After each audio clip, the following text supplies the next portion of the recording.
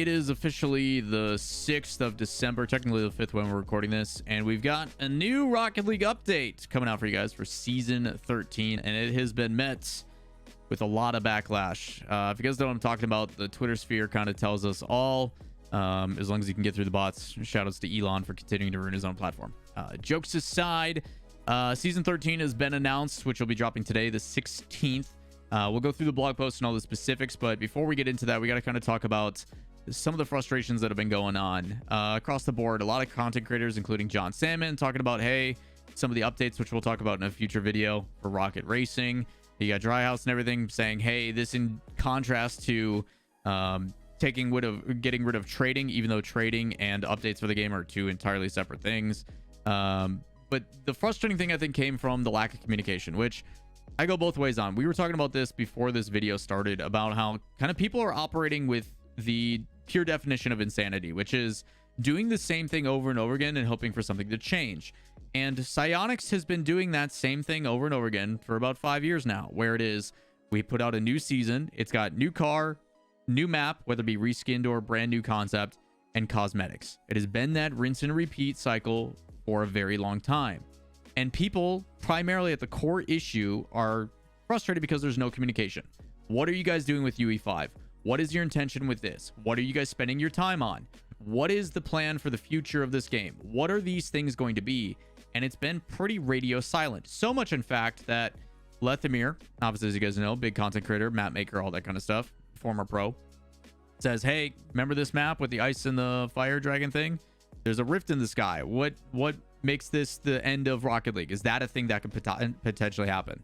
Devin, who's the community manager, who unfortunately has been getting a ton of hate, even though it has nothing to do with him. And if I see any of you directing your hate at specific developers as if it's not their boss's decision for them to be doing what they're doing, shame on you. You're directing hate in the wrong place. Please stop attacking these developers. They do nothing but work tirelessly to try to make this game as good as they can based upon the direction of their superiors.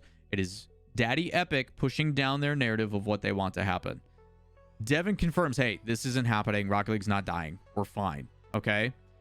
So someone else in the community goes, can you at least give us some info? And he's like, yep. Hey, the season starts tomorrow. It's going to have all the stuff. Here's the details. This is what's coming out. And he's like, yeah, there's a blog post. And now everybody's like, hey, the only reason he said that is because we're getting angry and this and that. As if this trailer was made overnight. Someone saw Lethamir and Devin make a big angry post, and now that's why this trailer exists. That's not how this works. It's a different department. These things were planned on happening today, regardless of what was going on. The trailer was going to come out. So I understand the frustration of people. I understand there's no communication. There's none of this. There's none of that. But at the same time, they also did just go through a bunch of layoffs. Okay? They just lost 800 plus staff. There is some mixing of things. And Julie, who used to be one of the people on the RL esports teams, does provide, hey, almost marketing, the PR team, public relations, the community were let go. 1 to 2 people left for each, plus the people handling all the socials, the lawyer handling all the conversations, which, again, before you put anything out publicly for their IP, they have to go through the legal system. All these things, the creative people, there was some massive layoffs. Now, does that make things okay? Does that make things justifiable for lack of communication and stuff? Is it a little short-sighted?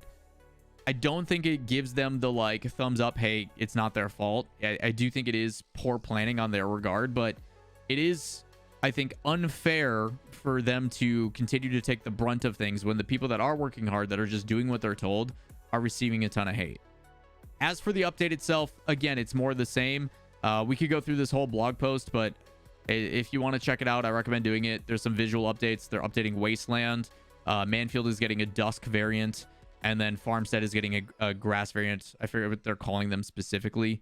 But there is, very simply, if I go to my own profile, a quick kind of update of what's going on. Okay? Season 13, it's a new map, new cars, there's 2 cars, and cosmetics. It's the same as always. You've got the Ace and the Primo. One's going to be Breakout, one's going to be a hybrid hitbox. You've got Farmstead and Wasteland pitched. Pitched is the grass variants. You then have a Dust variant to Manfield. You have the Season 12 comp rewards, which are going to be goal explosions. And then you have cross-game item support. Again, we'll talk about more of that in a couple videos, probably, I would say, on like Thursday.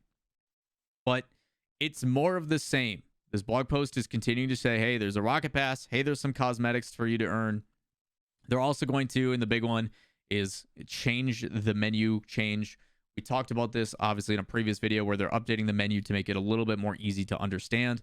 They're also going to alternate seasons between Drop Shot and Snow Day, but you can still play them in private matches. You can still play them elsewhere. It's just for the ranked season, they will not be available. You can still play them casually. So again, it's more of the same, and that's where I think the core issue lies. That's why people are frustrated.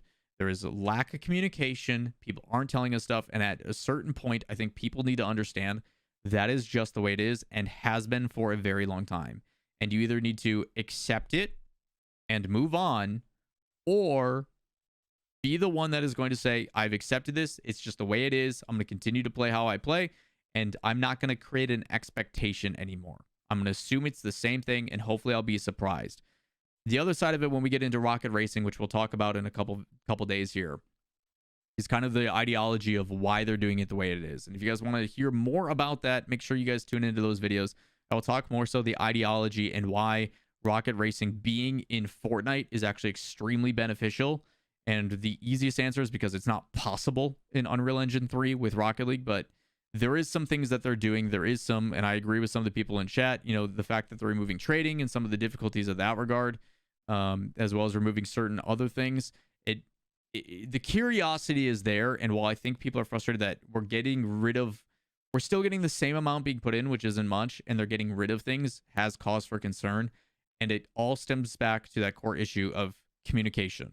People just want to know what's happening. People want to know what is going on because people love and adore Rocket League. They really enjoy this game. They still play this game a lot, but they're not getting any information as to why these things are changing. My answer to you guys is Fortnite makes like $6 billion a year, and Epic is going to continue to change the ecosystem of what Rocket League is to be more like Fortnite because it is a proven model, and at the end of the day, it keeps the lights on. So I expect more of that to change over the years, whether that's going to continue to make some drastic changes or removal of some things, probably. But at the end of the day, it is something that is going to hopefully change for the better, but we won't know.